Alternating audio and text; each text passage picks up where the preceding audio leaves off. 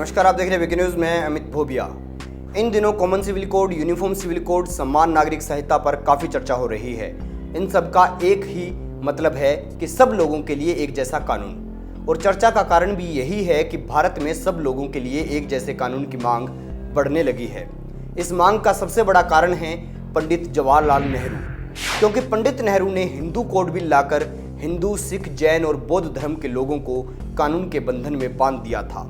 लेकिन मुसलमानों, पारसियों, ईसाइयों के लिए कोई बिल नहीं बनाया गया, कोई कानून नहीं बनाया गया। हिंदू कोड बिल के साथ ही भारत में एक सवाल ने जन्म ले लिया कि क्या इस देश में संविधान को केवल हिंदू, सिख, जैन और बौद्ध धर्म के लोग ही मानेंगे, दूसरे धर्मों के लोग नहीं मानेंगे। और यहीं से लोगों ने मांग शुरू कर दी कि देश में समान नागरिक संहिता यानी कॉमन सिविल कोड लागू किया जाए। जब पंडित नेहरू हिंदू कोड बिल लेकर आए, तब भी उस वक्त के देश के राष्ट्रपति डॉक्टर राजेंद्र प्रसाद ने पंडित नेहरू को ऐसे कानून जो लोगों को अलग थलग कर देगा लाने से रोका था। राष्ट्रपति डॉक्टर राजेंद्र प्रसाद ने कहा था कि अगर हिंदू कोड बिल इतना अच्छा है तो पूरे देश के लिए क्यों नहीं लाते, केवल हिंदू, सिख, जैन और बौद्ध धर्म के लोगों के लिए क्यों। दरअसल हिंदू कोड बिल के मुताबिक आप एक पत्नी के रहते दूसरी शादी नहीं कर सकते, तलाक लेना है तो कानूनी प्रक्रिया से गुजरना होगा, एलिमोनी यानी तलाक के बाद भाता देना होगा, पिताजी की संपत्ति में बेटा और बेटियों का बराबर हिस्सा होगा, बच्चा गोद लेना है तो कानूनी प्रक्रिया से गुजरना होगा। और भारत में केवल हिंदू, सिख, जैन और बौद्ध धर्म के लोग ही इस कानून के अंडर आते हैं। मुसलमान, ईसाई, पारसी इस मसले में ये अपने धर्म के कानून को मानते हैं। कोई इस्लामिक कानून को मानता है, कोई ईसाई कानून को मानता है, कोई पारसी कानून को मानता है। देश के संविधान से इनका कोई लेना देना नहीं।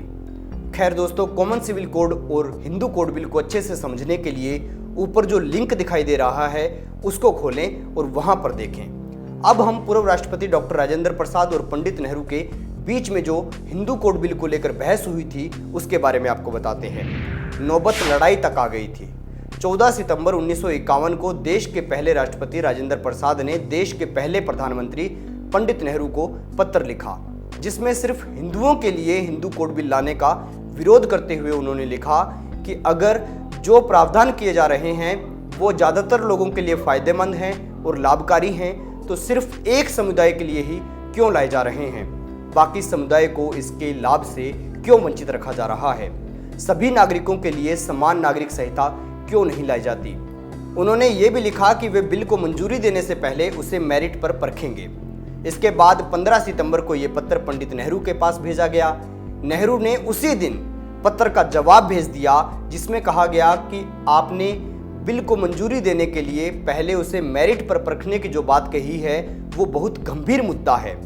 इससे राष्ट्रपति, सरकार और संसद के बीच टकराव की स्थिति बन सकती है। और इसी के साथ पंडित नेहरू ने भारत के पहले राष्ट्रपति राजेंद्र प्रसाद को उनकी ताकत क्या है, उनकी शक्ति क्या है, ये भी बता दिया था और कहा कि संसद द्वारा पास बिल के खिलाफ जाने का राष्ट्रपति का कोई अधिकार नहीं है। अब बात पावर और ताकत तक आ गई थी।